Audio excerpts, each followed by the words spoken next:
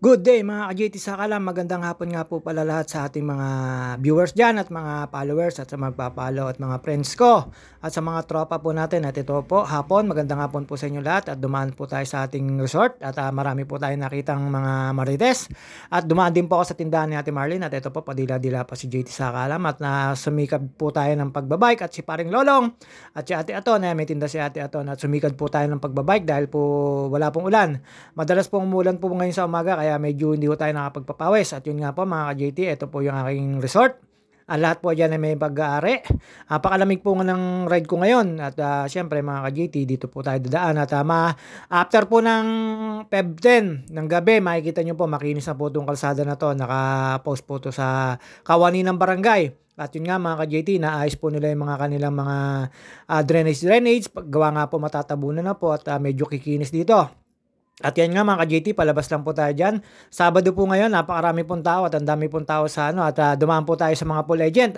Mga legit pool agent po yan, basta po kayo pumunta po dito at nagrekta po kayo kung tawagin, maghanap na resort, marami naman pong pool agent. Lahat po dyan nagsa-signage ng pool agent mga ka-JT. Sa lahat po ng gusto maligo rito sa Pansol. At ito po mga ka-JT, paglampas ko po dyan, nakita ko si Junar, si Kolokoy Michael at si Miguel. At dito po nakadaanan ko po si mga legit agent, si Paring Olan at si Lobet Dilimo sa mga ka-JT.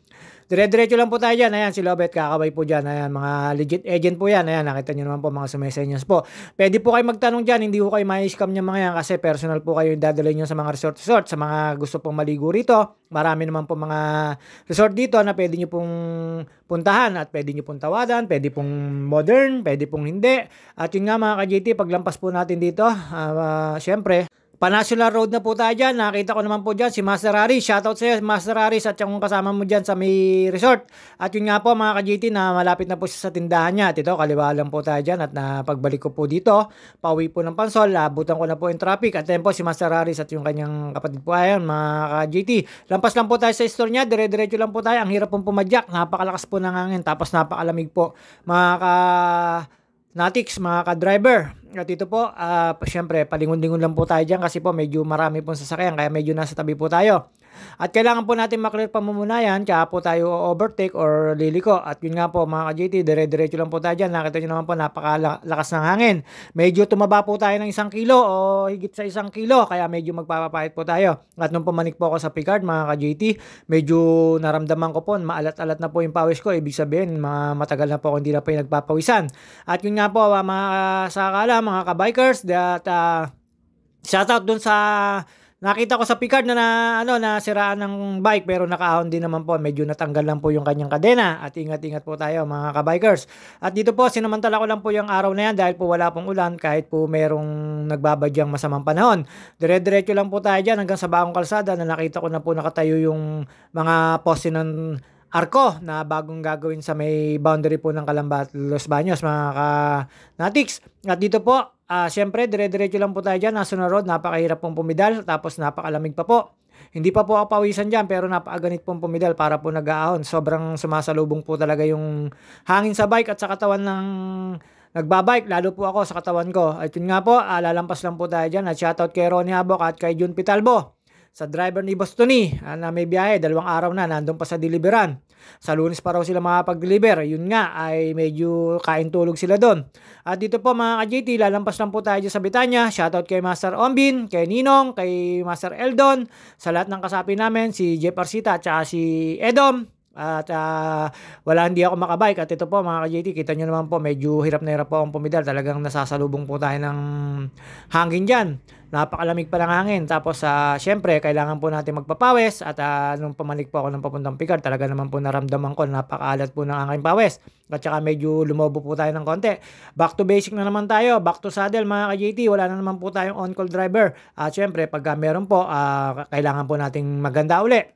At yun nga po, kahit 1 week, 2 weeks, o 1 month na on-call driver, pwede po sa akin. Basta wag lang po mag-i-stay ako ng 4 year. Kasi po, kailangan din po ako ng mga kapatid ko at saka hindi po tayo pwede sa stay-in na halos ilang taon. At ito pa mga ka-JT, syempre magpapakit lang po tayo dyan. Ayan, nakita nyo naman po yung hangin sa katawan ko.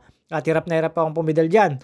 Pero syempre naman po, bilang isang bikers, kailangan po natin tiyagain yan. At yun nga, makalampas lang po ako dyan sa dating kapitan ng Bangkal Kalsada, si Kapitan Boy. Dire-diretso lang po tayo, lampas tayo sa Baga, Manila.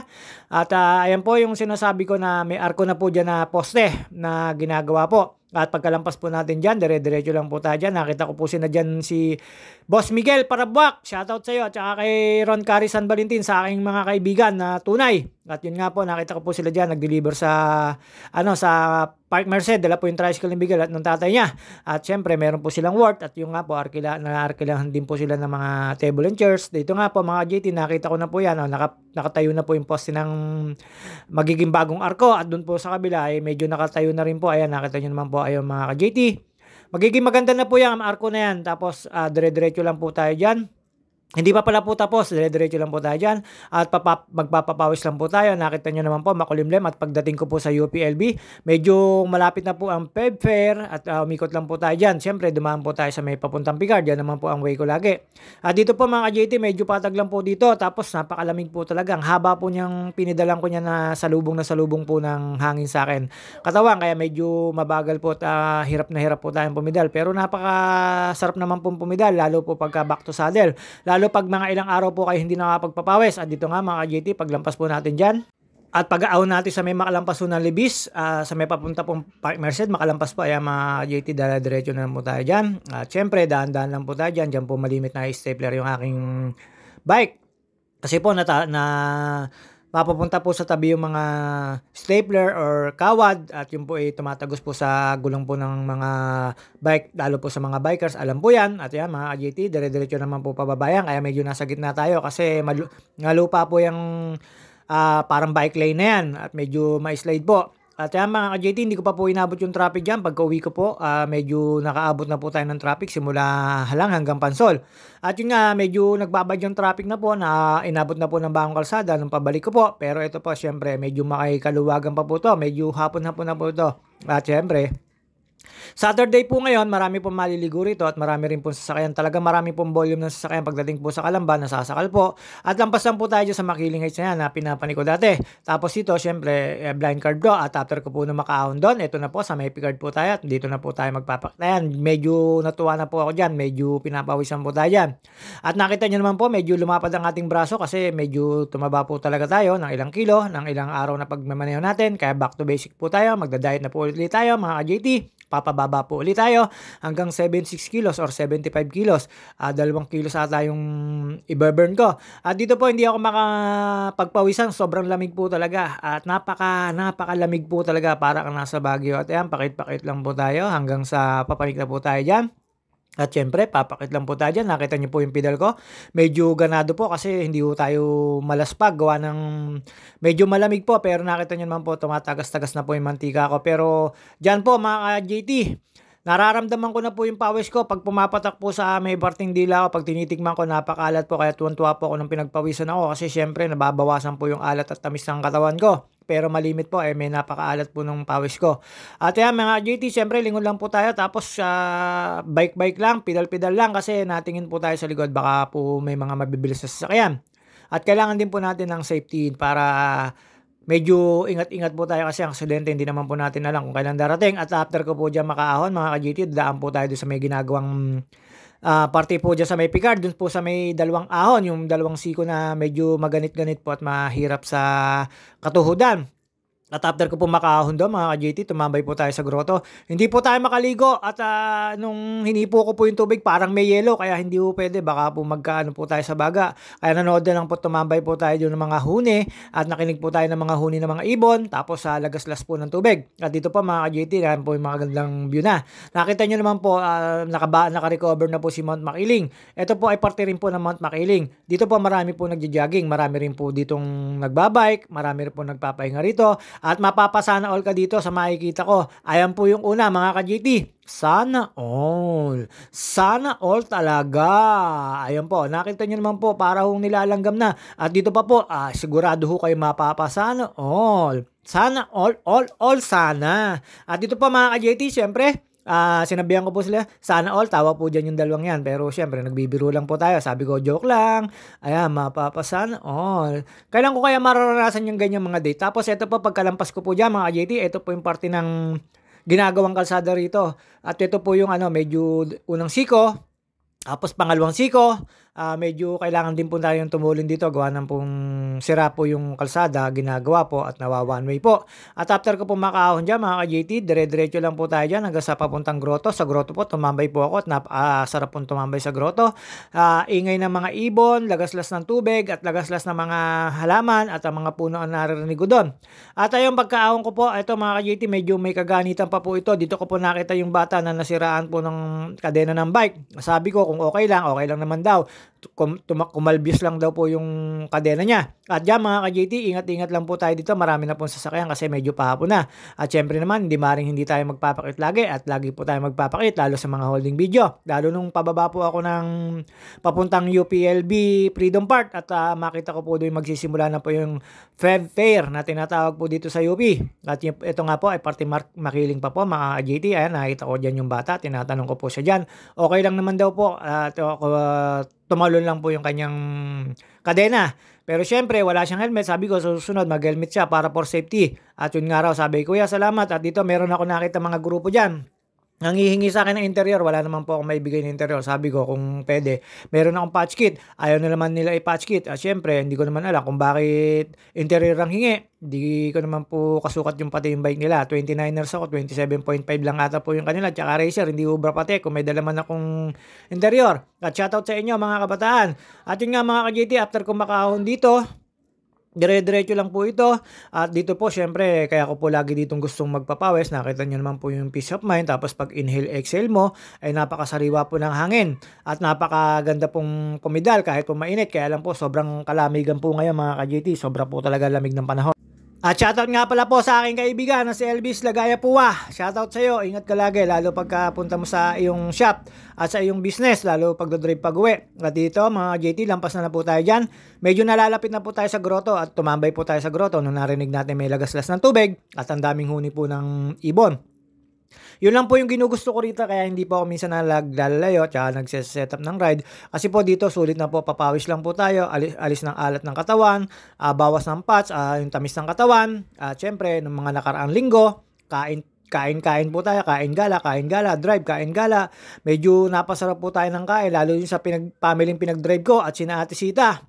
At si Aying na napakabait, lalo po yung family ni Ma'am Choi at ni Ma'am Pex ba po yun, yung tatlong anak niya. Napakabait po para po kung hindi iba nung pinag-drive ko sila, kaya sinuklihan po natin na mas magandang pagda-drive mga ka-JT. At yun nga mga ka-JT, pababa na po tayo dito. May mga umo-overtake na po sa sasakyan kasi traffic po sa papuntang junction kaya yung iba dito po nadaan. At saka meron naman po talagang daan dito. At kung may sticker kayo, hindi na po kayo sisitayin. Pag wala po kayo sticker, doon pa lang po sa may gate, sa may pababa po ng papuntang UP, paparahin na po kayo ng guard at hanapan kayo ng sticker. Pag wala po kayo sticker, meron pong kukunin sa inyo, lisensya, tapos bibigyan mo kayo ng ID nila. At yun nga mga GT, pagka kayo nagmotor dito, bawal po naka-step in. Kailangan po nakasapatos kayo at nakapantalon dito sa loob ng UP. Yung nga po pala, paalala lang po sa mga gustong magmotor dito at gustong tumambay. Kasi malapit na po ang Feb Fair. Medyo nakita ko na po yung mga kubul-kubul doon at yung mga boot-boot na ginagawa. At dito, shoutout kay Kuya na kumukuha ng mga bulaklak ng dragon fruit. Ito po mga ka-JT, syempre nakita ko po na merong agos-agos sa may fountain. Hinipo ko po muna yan po. Hinipo ko po muna yan bago po ako na gano'n dyan. At yun nga po, balak kong maligo pero hindi ko kaya talaga para po may yelo yung tubig mga ka-JT. Hindi ko pwede at baka tayo pa sa baga at sa katawan natin. Syempre kahit bikers tayo, pag ganyan sobrang lamig, dyan na lang po tayo tumambay mga ka-JT. Tapos syempre mekos-mekos lang po tayo dyan. At muni-muni, nakikinig lang po tayo dyan ng huni ng ibon at huni ng yung tubig na yan. Tapos tinuro ko lang po siya mga ka-JT. Umupo tayo dyan, tumambay lang po tayo dyan. At nakita nyo naman po yung agos ng tubig. Sapa, kung tawagin yan dito sa amin. Hindi naman po pwedeng ilog. Basta sapa po yan. Tapos flowing water po yan. Yan pong tubig na yan nasa taas na falls na yan. Gagaling po yan dun sa may pinuntahan ko po na Art Center. Meron po dong falls pa rin po na hindi ko naman po napuntahan. Siyempre, pahinga lang po tayo dyan at after ko po magpahinga dyan at mag-mekos-mekos at makinig ng huni ng ibon at makinig po ng dagaslas ng tubig. Napakasarap po talaga sa stress na excuse me po. Stress reliever po yan ni JT sa kalam. Yan pong pagbabike na yan. Napakasarap naman po talagang pagpawisan. At shoutout nga pala po kay tatay na lagi ko nakikita rito. Gustong gusto ko pa naman maligo dyan, kaya lang hindi po talaga pepede. At napakalamig po talaga ng tubig nung hinipo ko. At after ko pong tumambay dyan, dumiretso na po tayo pababa at doon na po tayo dumaan sa may papuntang forestry. Pero hindi po tayo dumaan sa may papuntang forestry. Doon lang po tayo sa Kalatian bago dumating po ng Arco. Doon po sa may guard, kumaliwa na po tayo doon. At bumaba po tayo sa may area ng ng Fair area. At dito pa mga JT, ayan, panang pakihit ko na dyan. Medyo bumaba na po tayo doon at kinaagad na po kasi tayo ng lamok. Ang lalaki po ng lamok. Uy, JT sa akala, may tiyan na naman. Mawawala yan, ilang araw lang. At syempre, kailangan po natin magbawas ng na dila-dila ka pa. Hindi ka kasi kahawak mo yung manibela at saka yung camera. At yun nga po mga ka-JT, pababa po tayo dyan. After po natin bumaba dyan, kakanan lang po tayo doon sa may tulay sa may papuntang library sa UP. At ikot lang po tayo sa may Kalatian ng forestry. Makalampas po ng hospital doon. At pagbaba ko nga po sa UP, Freedom Park, ang dami po nag-jogging. Gusto ko man mag-jogging, wala po lock yung ating bike. Hindi po pwede. Siyempre, iniingatan lang po natin, baka po ma-segue yan. At ayan mga ka-JT, siyempre, pakit lang po tayo dyan. Nakausap ko yung mga bata dyan. Nakasabay ko doon. Ang sabi, kung saan daw yung dalampasigan tinatanong nila. Sabi ko, hindi dyan, sa may papuntang Bangbang Highway ang daan, doon sa may papuntang DPWS mga ka-JT. At yun nga po, bumalik po agad sila. Sabi nila, kala nila doon. Sabi ko, Pok ni Maria Makiling yan. Yung dating Pok ni Maria Makiling ang daan dyan. At dito po mga ka-JT, pagbaba po natin, nakikita nyo po yan, right turn po tayo. Pagka right turn ko po dyan, syempre, mga ka-JT, dadaan po tayo dyan sa may tulay na yan. At napakaganda po yung tulay na yan. Yan, yung sa may taas pong falls, dyan din po ang daan ng tubig. At syempre, meron mga sapa dyan na dinadaanan. Pero pagka malakas po ang bagyo, masyado po malagaslas po yung tubig dyan. Hindi po pwedeng paliguan. Pero napakalamig po ng tubig, lalo po sa may taas. At kakanan lang po tayo dyan. At after po natin kumanan dyan, mga ka-JT, ikot lang po tayo sa pababa ng UP. Meron din pundaan dyan, papuntang forestry. At yun nga po mga ka-JT, ito, panik na po tayo dyan. Yan, nandyan po yung Maria Makiling na statue. Makikita nyo po dyan sa may bandang kaliwa. At syempre, ayan, pakit lang po tayo. Nakita nyo naman po, medyo ang lamig-lamig po ng mga pedal ko kasi napakalamig po talaga ng panahon. Pero napakasarap naman po ng pinagpawisan ako dahil kaya ko po tinuloy dyan kasi natutuwa po ko, lumalabas po yung alat ng katawan ko. Kaya nung pagtikim ko sa pawis ko talaga hanggang dyan, napakalat na may matamis-tamis. At yun nga na syempre napagbawas tayo ng alat sa katawan. Syempre kailangan po nating magbawas ng ganon. Nararamdaman nyo naman po sa katawan nyo yun. At yan mga ka-JT, papanik lang po tayo dyan. Pag ikot po natin dyan, pababa na po tayo ng papuntang Freedom Park at doon po tayo tumambay at nag-ikot-ikot tayo. Tapos pumunta po ako sa gitna ng Freedom Park kasi nakita ko po yung mga booth na ginagawa na po pero hindi pa po nag-ooperate. Pero meron po mga rides na. Meron pong Vikings, meron pong carousel at meron din pong Ferris wheel, parang Skyruns mga ka-JT. At makikita nyo naman po mamaya after kung bumaba rito. At syempre, dire-diretso lang po tayo dyan. Hindi na po tayo papanik sa papuntang forestry dyan. Basta ito po, kaya po ako lagi nandito. Alam nyo naman po, dito po napakasarap magpapawis. Hindi pa po stress kasi medyo maluwag po yung kalsada. At kukunti lang po yung sasakyan. At dito po mga ka-JT, pumunta na po ako dyan sa may gitna na yan. Tapos pumunta ako doon sa may exit na, entrance dyan. Marami pong event na mangyayari dito. Lalo po may mga concert dito. Siyempre, alam nyo na, may magchat-chat sa akin, yung aking mahal na inaanak na Ginginir. Sigurado po, at yan si ate. Ate, shoutout sa'yo. Sana dire-diretso lang kayo. At yun nga po, at mga ka-JT, ayan, lakad-lakad na lang po tayo dyan sa gitna. Hindi naman po tayo makapidal dyan kasi po may mga damo-damo dyan. At saka syempre, nasa gitna ka na po, Freedom Port po yan. Nakita nyo naman po, puro sarado pa, pero hindi ko po alam kung kailan po umpisa ng Feb Fair, mga ka-JT. Ayan, para pag kinurek nyo po ako, tama na po. At dito po, ayan po yung gitna, mga ka-JT. Papunta na po sa entrance yan. Dati po, taon-taon no kami nandito. Kaya lang po, ewan ko po ngayon. Kasi may majonda po akong kilala. Ginawin pa, hindi makapaligo sa gabi. Tapos, bibigyan ko pa ng sabon. May ex daw. Yun nga po mga ka-JT, ayaw tanggapin at syempre gamitin ko na lang. At dito po mga ka-JT, nakita niyo naman po ang dami pong mga install na mga kubul-kubul na siyempre ayan po yung ano. Tapos may marami pa akong nakikita diyan sa may bandang gitna. Marami po naggagawa. Tingin ko nalalapit na po 'tong Feb Fair na 'to mga ka-JT. At kaya siyempre ayan, nakita niyo naman po 'yan.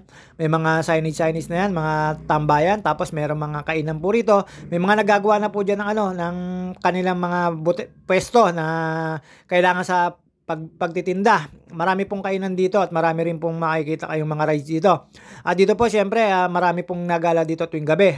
Pagka ano naman po, lagi tong talagang inaabangan tong ano sa UP na to. At yun nga, makikita nyo po yung arko na yan. Yan, nasa kanan na yan.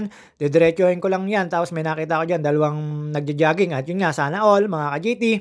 At mga ka-JT, hanggang dito na lang po muna tayo. At see you on my next video. At ito po nga pala si JT Sakalam na nagpapawis lang po. At shoutout nga pala po sa mga followers natin at mga friends at mga viewers. Ayan na po.